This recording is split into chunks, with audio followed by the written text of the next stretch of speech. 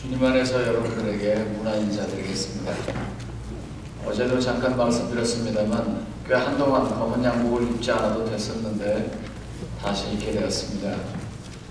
내일 오전 10시에 여기서 가장 가까운 에서힐교회에서 아조라힐교회에서 권지우 집사님 추모 발일 하원 다 한꺼번에 한 번에 10시에 예배드리겠습니다. 그래서 일요일이라 또 여러가지 개인적인 일정도 있으시겠지만 많이 오셔서 가족을 위로해 주시면 감사하겠습니다. 내일 오전 10시 아스라엘 교회입니다. 오늘 여러분들과 함께 세상에서 가장 밝은 순간이라는 제목을 하나님의 말씀 에스겔서 16장 6절에 있는 말씀에 근거해서 대언하고자 합니다. 에스겔서 16장 6절입니다. 내가 내 곁으로 지나갈 때 내가 피투성이가 되어 발짓하는 것을 보고 내게 이르기를 너는 피투성이라도 살아있으라. 다시 이르기를 너는 피투성이라도 살아있으리라 하고, 에스겔서는 성경에서 좀 해석하기 어려운 책 중에 한 권입니다. 상당히 많은 상징들과 여러가지 어려운 예언들이 나와 있기 때문입니다. 그래도 아는 만큼 한번 여러분들과 함께 좀 찾아보겠습니다. 예루살렘 성전에서 일하던 제사장 부시의 아들이 에스겔입니다. 597년에 여호와긴이 항복하고 잡혀갔습니다. 그래서 여호와긴은 그래도 바벨론의 제1차로 잡혀가면서 대우받고 잡혀간 왕입니다. 자기의 모친과 또 왕비와 자녀들을 데리고 포로로 가서 그곳에서 나름대로 대우를 받고 살았습니다. 그러고 나서 5년쯤 지난 BC 593년에 에스겔 선지자가 계시를 받기 시작합니다. 선지자로서 일하게 됩니다. 그리고 아시는 것처럼 계속해서 공격을 당하고 어려움을 겪습니다. 그런 내용입니다.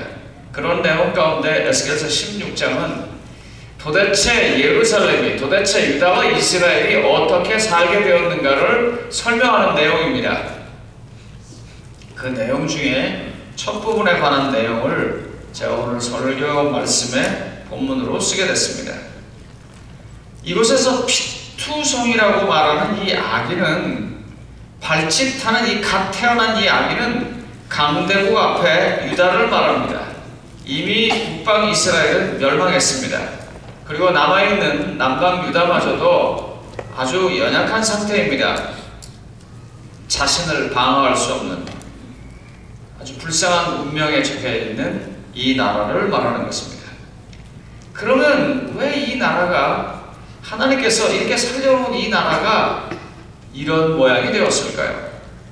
에스겔서 16장 3절로 5절에 보면 그 원인을 이렇게 이야기합니다. 이르기를 주 여호와께서 예루살렘에 관하여 이같이 말씀하시되 내 근본과 난 땅은 가나안이요 내 아버지는 아모리 사람이요 내 어머니는 헷 사람이라. 좀 이상하지 않습니까? 본래 이스라엘은 이런 나라가 아닙니다.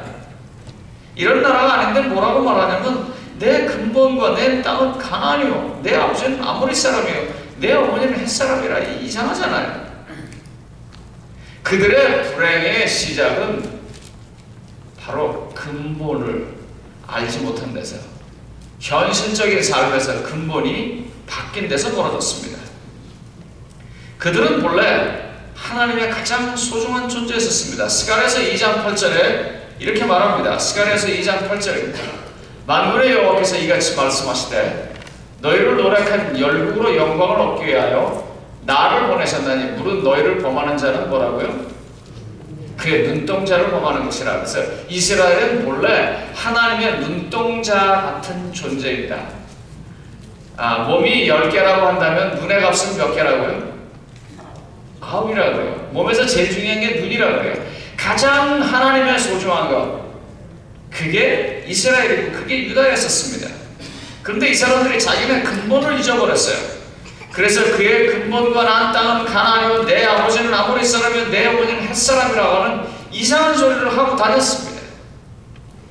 왜 이렇게 되었는지를 적절하게 말하는 것이 에스겔서 15장 1절로 8절인데 제가 이 에스겔서 15장 1절로 8절이 길기 때문에 요약한 것만 읽겠습니다. 인자야, 포도나무가 모든 나무보다 나은 것이 무엇이냐? 우리는 이게 무슨 말인지 오락가락 하시겠지만 이스라엘 사람들은 이 말 들으면 금세 압니다. 한국 사람들은 성춘이 안 들으면 어떻게 생각합니까? 꽤 괜찮은 여자 이렇게 생각합니다. 자주 얘기하지만 뺑덕어만 오면은요, 뭔가 좀 안 좋은 거예요. 이스라엘 사람들에게 포도나무 그러면 딱 들은 생각은 한 가지입니다. 열매 맺는 일 아닌다면 아무짝에도 쓸 수 없는 나무가 포도나무입니다. 그런데 하나님은 이스라엘을 향해서, 유다를 향해서 네가 포도나무라 그랬어요. 그러니까 그건 뭘 해야 돼요? 열매를 맺혀야 돼요. 저희 집에도 포도나무가 있습니다. 가서 봐도 참 쓸데가 없어요. 그거는 딱 두 가지입니다. 열매 맺든지 아니면 불태우든지. 그것뿐입니다. 인자야, 포도나무가 모든 나무보다 나은 것이 무엇이냐? 이스라엘이, 유다가 나은 것이 무엇이냐? 그건 열매 맺는 것입니다. 그런데 뭐라고 말했어요? 맨 밑에 절에 내가 그 땅을 황폐하게 하리니 이는 그들이 범법함이니라. 다시 말하면 하나님의 말씀을 듣고 열매 맺는 일을 하지 않으니라. 아니면 거꾸로 잘못된 열매를 맺는 것이다 그랬어요. 포도나무가 열매를 맺어야 하듯이 이스라엘은 하나님의 위엄과 하나님의 권위와 하나님의 사랑을 온 세상에 나눌 수 있는 그런 특별한 민족으로 주셨던 것입니다. 제가 여러분들에게 뭐 그림 좀 보여드릴게요. 한번 좀 보십시오. 2차 전쟁 당시에 일본이 그 진주만을 갑자기 공습하니까 그 당시에 루스벨트 대통령이 그 행정명령 9066을 내라고 일본 사람들 11만 명을 저 수용소에다 다 가둬버립니다. 한번 다른 사진도 한번 보여줘 보실래요? 저게 이제 그 아리조나에 있는 수용소에 들어가는 입구에 있는 겁니다. 그 다음 그림 보시면 여러분들이 느끼는 게 있으실 겁니다. 저 뭐라고 썼어요? 저 글자가 뭐라고 써 있습니까 지금? No Japs wanted. 우린 일본 사람 원하지 않는다 그 말입니다. 저 사람들 모르겠어요. 저기 아이를 안고 있는 아버지나 엄마는 혹시 일본에서 와서 일본말도 하고 일본 생각하고 일본이 고향인지 모르겠지만 저 밑에 있는 아이들은요, 일본이 뭔지도 모르고 쟤들 미국 아이들입니다. 그런데 전쟁이 났기 때문에 저런 사람들을 다 잡아다가 저 수용소에다 갖다 집어넣었다고. 그런데 이 지금 에스겔서 16장 6절을 말할 때 네가 피투성이라도 살라 그렇게 말할 때 예루살렘 거민들은 저거는 비교도 되지 않았습니다. 뭐 물론 상상도지만 한번 사진을 좀 봐주십시오. 예루살렘은 저렇게 불이 타고 잡혀서 이제 가는 것입니다. 3차에 걸려서 3번에 걸쳐서 저 사람들이 잡혀갑니다. BC 597년 아까 말씀드린 것처럼 약 8,000명의 사람들과 함께 임금 여호와긴이 이건 항복하고 하는 겁니다. 그래서 그나마 대우를 받았을 때입니다. 이때 7,000명은 은장색이라고 했어요. 다시 말하면 요즘 말로 말하면 최고의 기술자들을 데리고 가서 항복합니다.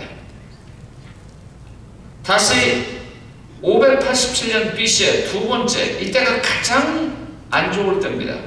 시드기야 앞에서, 그 당시에 마지막 임금이 시드기야입니다. 시드기야 앞에서 시드기야 자식들은 다 죽여버리고, 다 죽이고 난 다음에 시드기야 눈을 뽑아버립니다. 그리고 철사로 묶어서 끌고 갑니다. 이게 두 번째 끌려갔습니다.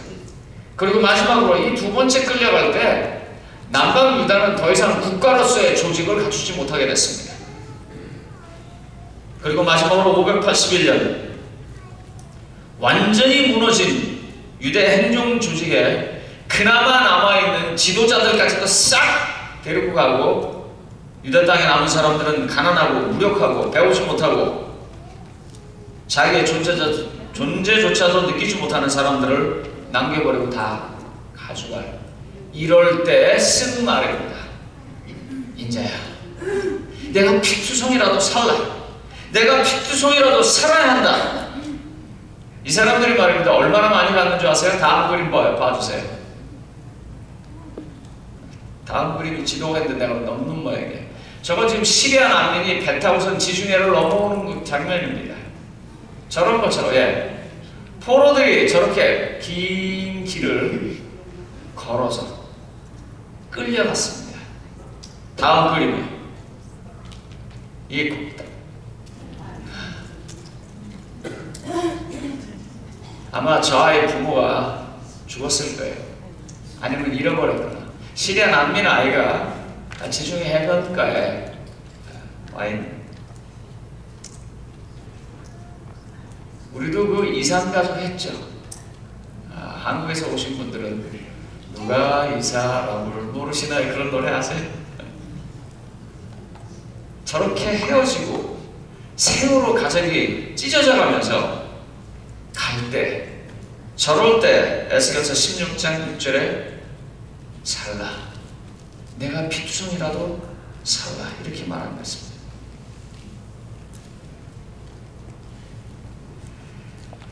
제가 이 설교를 만들게 된 동기가 있습니다. 권 집사님은 권치우 집사님입니다. 저하고 뭐 특별한 인연이 좀 있는 사람입니다.